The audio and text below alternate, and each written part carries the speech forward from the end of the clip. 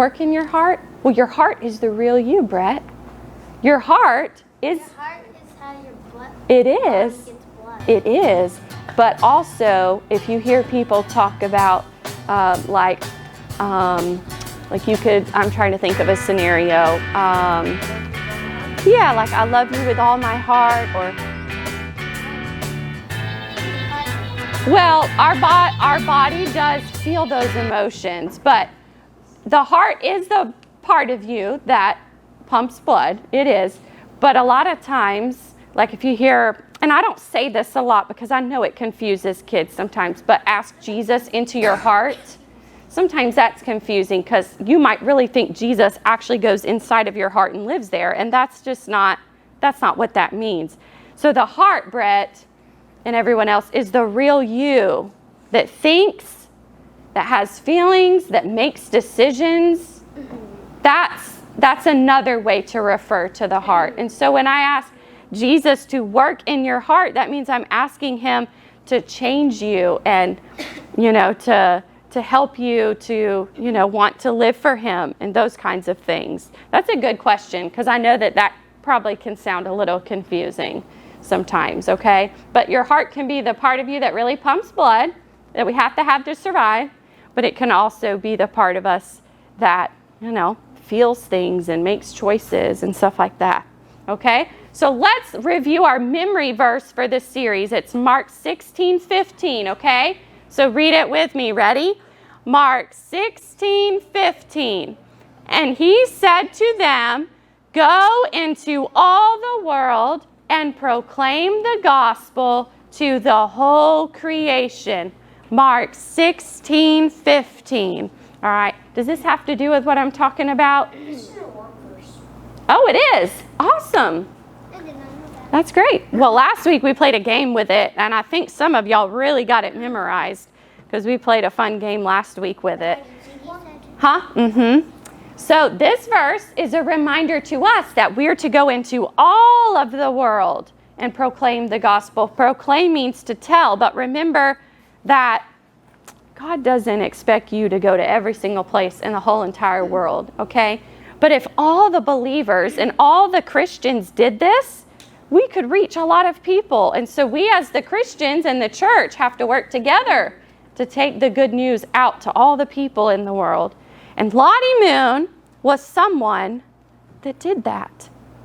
Lottie Moon was born in the United States. She was born in Virginia. And as Lottie Moon was growing up, she actually was a little girl that was kind of a prankster. She liked to pull pranks on other people. Sometimes people called her Rebel Lottie Moon because she was always doing the opposite of what she should be doing.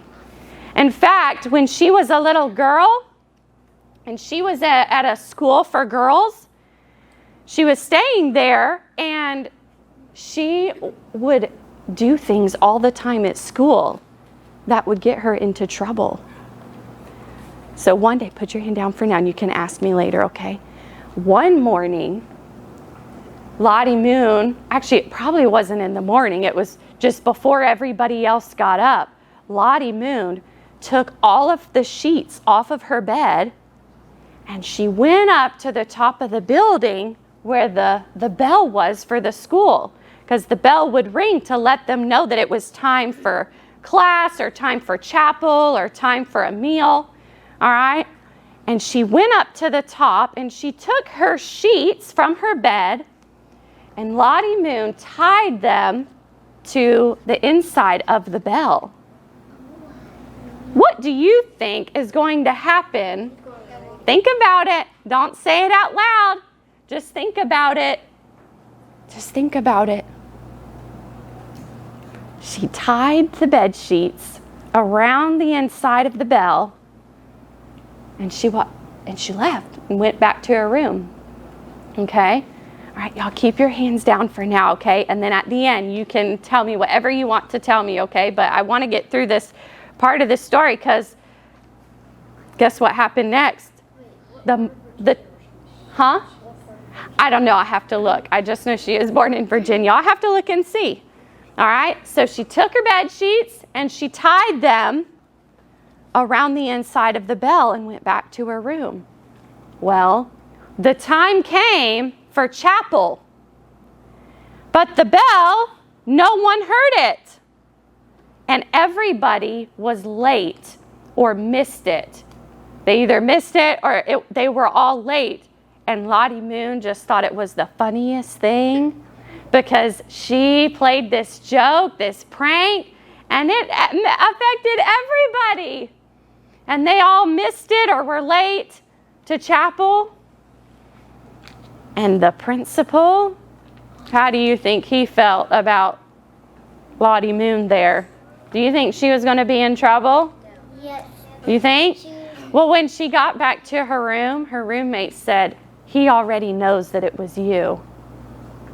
So that means that the principal, he knew Lottie Moon. And I bet at your schools, your principal might know certain kids because maybe they take visits to their office a few times.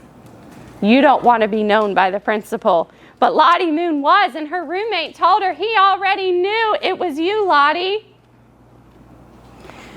Now, I don't know what her consequence was, but I'm sure that she had one. I'm sure Lottie Moon probably had quite a few consequences for her actions. But look at her face in here. She thought it was quite funny. So people called her Rebel Lottie. She was a little girl that was a prankster. And at one point, she had finished school, and I think she was either in college or high school. She was older. And she met a new girl. And the girl said, "What's your name?" And Lottie Moon said, "My name is Lottie D. Moon." And the girl said, "Well, what does the D stand for in your name?" And Lottie said, "It stands for devil, because I'm never going to be one of those Christians. You'll never see me believing in Jesus or following Jesus or going to church or reading the Bible. So the D stands for devil." And Lottie Moon started laughing. Oh my. She was a crazy girl. Do you guys think that God could use somebody like Lottie Moon that thinks like that as a young person? You'll have to keep coming back each week to hear, because I'm not going to tell you anymore today. You'll have to come back next Sunday to hear the next part of her story, because how could God use someone like this that was a prankster or was always getting into trouble or said that the D in their name stood for devil? So can God use someone like Lottie Moon? If you come back next Sunday, then you'll get to hear the next part of the story. Okay? Now, maybe you don't think that God could use somebody like her. Do some of you think that? Maybe some of you think, well, we already know she's a missionary, Miss Jenna. So you obviously know that she could be used because God did use her, because we're showing you pictures of her. So, but if you keep coming back on Sunday, you'll get to hear about all the parts that led to that moment, okay? All right.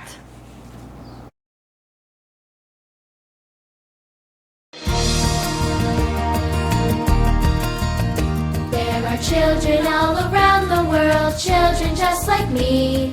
Children everywhere on earth, across the land and sea. They need to hear that Jesus died and lives to set them free. Who will go and let them know, oh Lord, send me? There are children in my neighborhood, children out to play. Children who have never heard that Jesus is the way.